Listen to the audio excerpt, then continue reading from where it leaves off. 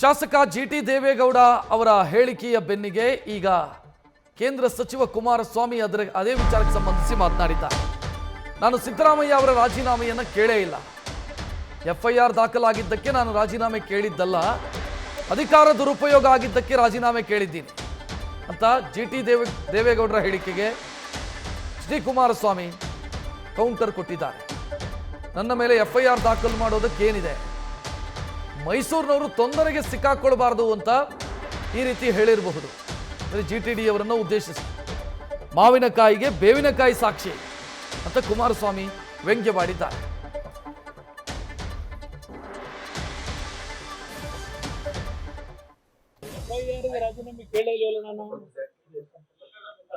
FIR ಆಗಿರೋದಕ್ಕೆ ನಾನು ರಾಜೀನಾಮೆನೇ ಕೇಳಿಲ್ಲ. ಅಧಿಕಾರವನ್ನ ದುರುಪಯೋಗ ಪಡಿಸ್ಕೊಳ್ತಕ್ಕಂಥ ನಿಟ್ಟಲ್ಲಿ ನಾನು ರಾಜೀನಾಮೆ ಕೇಳಿದ್ದೀನಿ. ಅಧಿಕಾರ ದುರುಪಯೋಗ ಪಡಿಸ್ಕೊಳ್ತಕ್ಕಂಥ ನಿಟ್ಟಲ್ಲಿ ಸರ್ಕಾರ ಹೇಗೆ ನಡೀತಾ ಇದೆ, ಈಗ ನಿನ್ನೆ ಮೊನ್ನೆ ನಡೆದಂತ ಘಟನೆ, ಯಾವ ರೀತಿ ಅಧಿಕಾರಿಗಳ ಮುಖಾಂತರ ಸಾಕ್ಷಿಗಳನ್ನ ಇವತ್ತು ಸಂಪೂರ್ಣವಾಗಿ ನಾಶ ಮಾಡತಕ್ಕಂತ ಒಂದು ವಾತಾವರಣ ನಿರ್ಮಾಣ ಮಾಡ್ಕೊಂಡಿದ್ದಾರೆ.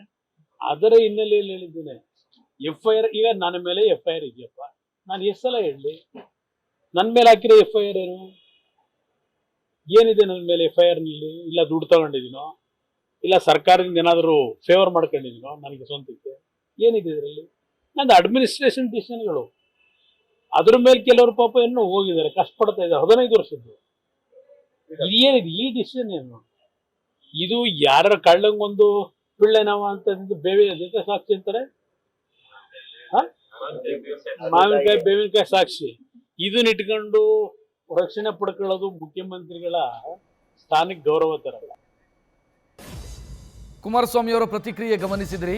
ಇದಕ್ಕೆ ಕಾರಣ ಆಗಿರೋದು ಜಿಟಿ ದೇವೇಗೌಡರು ಇವತ್ತು ಆಡಿರುವಂಥ ಮಾತು.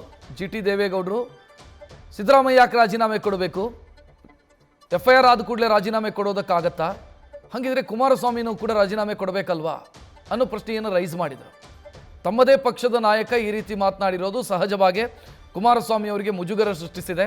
ಅದರ ಬೆನ್ನಿಗೆ ಅವರು ಪ್ರತಿಕ್ರಿಯೆಯನ್ನು ಕೊಟ್ಟಿದ್ದಾರೆ.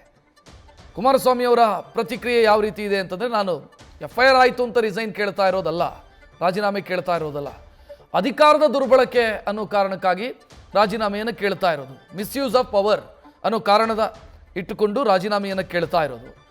ಇನ್ನು ಜಿಟಿ ದೇವೇಗೌಡರು ಈ ರೀತಿ ಮಾತನಾಡೋದಕ್ಕೆ ಅವರ ಮೈಸೂರಿನ ಮೂಲ ಕಾರಣ ಇರಬಹುದು. ಮೈಸೂರಿನವರು ತೊಂದರೆಗೆ ಸಿಕ್ಕಾಕೊಳ್ಬಾರ್ದು ಅನ್ನೋ ಕಾರಣಕ್ಕಾಗಿ ಈ ರೀತಿ ಹೇಳಿರಬಹುದು.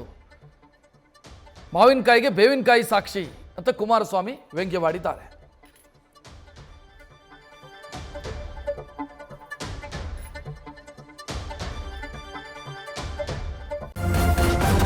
ನ್ಯೂಸ್ ಫಸ್ಟ್, ನಿರ್ಭೀತಿಯಿಂದ ನಿಮ್ಮ ಪರವಾಗಿ.